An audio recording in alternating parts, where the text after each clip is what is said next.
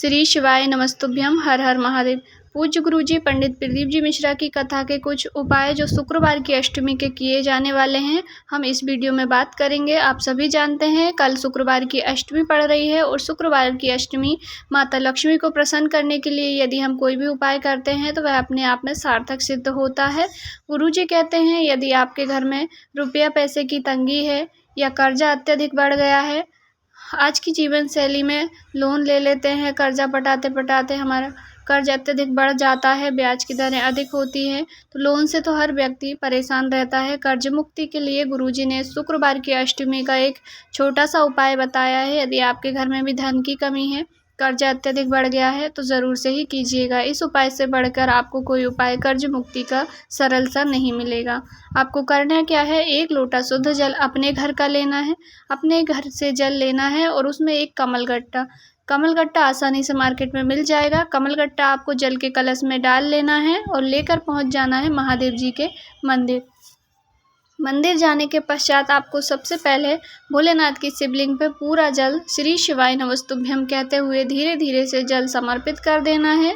जब जल आखिरी में थोड़ा सा जल बचे आपके कलश में, तब उस कलश का मुख अपनी ओर कर लेना है। जिस ओर भी आप बैठे हैं, जहाँ पर भी बैठे हैं, बस कलश का मुख अपनी ओर करके पूरा जल समर्पित कर दीजिए। यदि कमल गट्टा चढ़ जाता है तो ठीक है, यदि रह जाता है आपके कलश में तो उसे भी आप निकाल कर भोलेनाथ की शिवलिंग पर चढ़ा दीजिए। उसके बाद में आप थोड़ा सा जल झेल करके अपने घर ला सकते हैं, क्योंकि गुरुजी कहते हैं जो जल के लोटे में हम थोड़ा सा जल बचा करके अर्थात पूरा शिवलिंग पे चढ़ाने के बाद शिवलिंग में से लेकर के आते हैं, झेल करके हमारे घर लेकर आते हैं, उसमें माता लक्ष्मी हमारे घर हमारे साथ पीछे पीछे चल के आती हैं और हमारे घर को धन्य धान्य से भरपूर कर देती हैं। तो आप भी थोड़ा सा जल उसमें से बचा प्राप्त करके ले आइए और लाने के पश्चात अपने संपूर्ण घर में उसका छिड़काव कर दीजिए। इससे माता लक्ष्मी की विशेष कृपा होगी। यदि धन की कमी है, कर्जा बढ़ गया है, तो वह भी आपका दूर होगा, आपकी समस्या दूर होगी। छोटा सा उपाय है, शुक्रवार की अष्टमी है, आप अवश्य ही कीजिएगा। दूसरा उपाय है हरिओम जल वाला। इस उपाय को करने से भी घर में धन संपत्ति की कमी नहीं आती है, भोलेनाथ का आशीर्वाद प्राप्त होता है, भगवान श्री हरि विष्णु माता लक्ष्मी का आशीर्वाद प्राप्त होता है।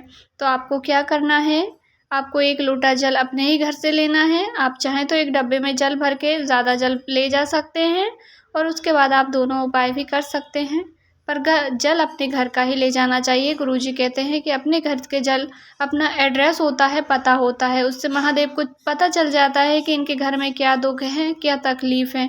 इसलिए जल हमेशा अपने घर से ही लेकर जाना चाहिए। यदि आप अधिक उपाय कर रहे हैं तो आप 1 लोटे की जगह 1 बाल्टी या 1 डब्बे में ज़्यादा जल भर के लेकर जाइए। आपको क्या करना है, दूसरे उपाय के अंतर्गत आपको फिर से लोटे में जल ले लेना है। जल लेने के पश्चात आपको जल चढ़ाने की शुरुआत सबसे पहले गणेश जी भगवान के स्थान से करनी है। मंत्रों का उच्चारण करते रहिएगा। गुरुजी कहते हैं श्री शिवाय नमस्तुभ्यम बोलते रहना चाहिए।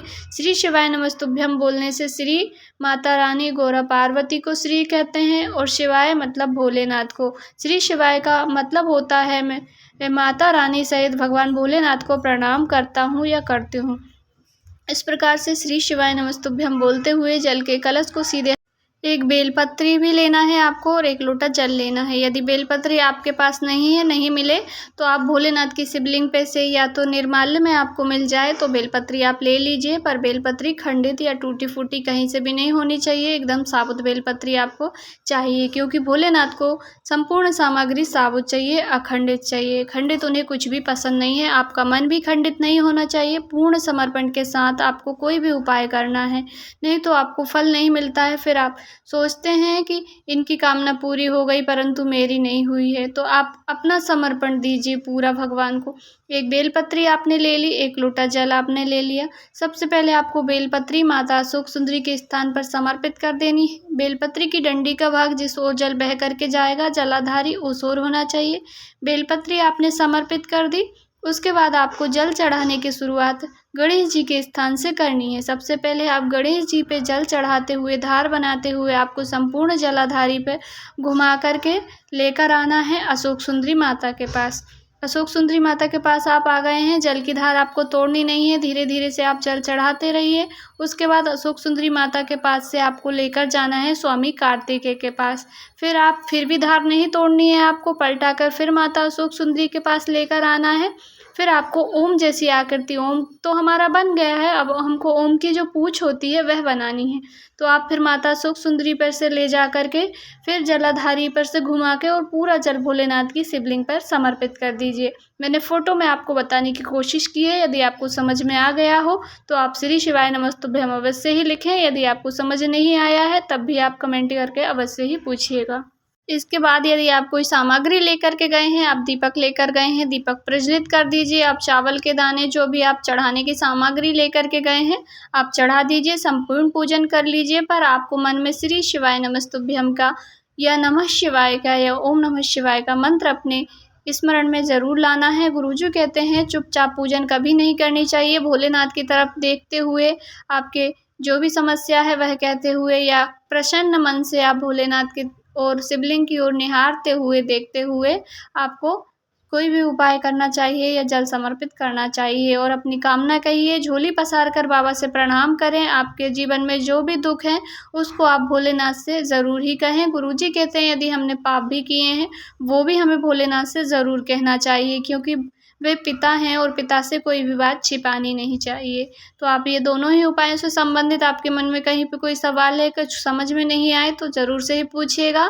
आपका अपना चैनल है, यदि वीडियो की जानकारी थोड़ी सी भी उपयोगी लगी हो तो वीडियो को लाइक ज़रूर करें, क्योंकि आपका एक लाइक हमें बहुत सपोर्ट देता है। यदि चैनल पर नए हैं तो सब्सक्राइब करें, कमेंट में हर हर महादेव ज़रूर से ही टाइप करें। श्री शिवाय नमस्तुभ्यम।